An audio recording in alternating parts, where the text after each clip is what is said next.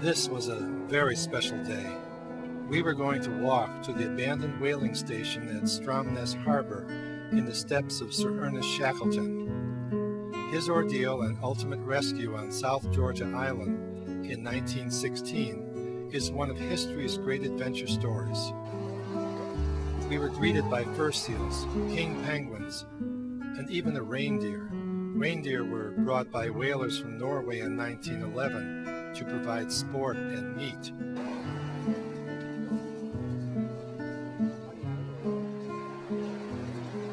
In the beginning here, there's going to be a lot of fur seals in the tussock grass. So I'm going to walk first and see what happens. As our 4-mile hike through history got underway, we were greeted by more seals in the high tussock grass. We hiked in polar clothing in the austral summer after a substantial breakfast, much different from the exhausted, poorly equipped Shackleton and his 2 companions who trekked the same path, but one covered in snow and ice. His inspiring story made our hike to Stromness Bay one we'll not soon forget. On January 19, 1915, Shackleton's ship Endurance was beset, caught in the ice of the Weddell Sea. 10 months later, the ship was crushed by the ice. Shackleton and his 27 men remained on the packed ice 5 more months. Ice dragging 3 small boats toward the open sea, they at last sailed to Elephant Island in the South Shetlands. The island was not inhabited.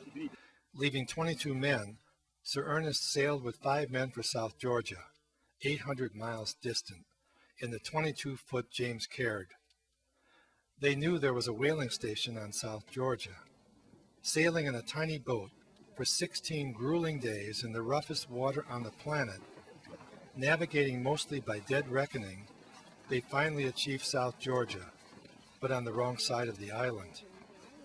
Leaving 3 men at King Haakon Bay, Shackleton, Tom Crean, and Frank Worsley hiked with no map, non-stop, for 36 hours over glaciers and 4 mountain ridges. They had to retrace their steps several times and missed Stromness on their first attempt, ending up in Fortuna Bay.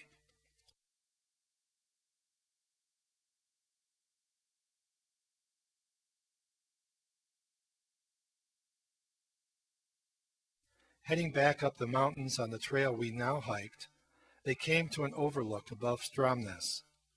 The whaling station was hidden in the mist, but they heard the 7 a.m. horn at the station calling men to work. Our captain obliged us with the blowing of the ship's horn as we stood in the same place. Although Stromness was directly below, they were caught between impassable ice cliffs and had to climb down a freezing waterfall, immersing chilled, exhausted bodies in the icy water. They walked into the whaling station on May 20th, 1916. After their appearance frightened the first 3 men they met, they bathed, ate, and were clothed at the manager's villa, and the whaler was immediately sent to pick up the men at King Haakon Bay. Elephant Island was ice-locked, but finally, on August 30th, on the 4th attempt, the ice pack opened briefly, enabling the rescue of the 22 men. For me, the hike this morning was very thought-provoking. I'm in my nice, comfortable, warm weather gear, and poor Shackleton was far less clothed.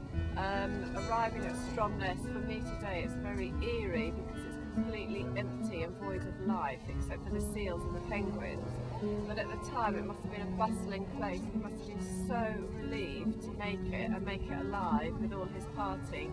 So I've really enjoyed it, and actually the shrouded clouds have made it very poignant, so I've thoroughly enjoyed it. So. For me also, it's very evocative to retrace Shackleton's steps. For me, he was one of the heroes of the exploration heroic age, as they call it, and to retrace his footsteps, to do what he did. On a subsequent expedition in January 1922, Sir Ernest suffered a fatal heart attack aboard Quest in Grytviken Harbor. He is buried in the Grytviken Whalers Cemetery.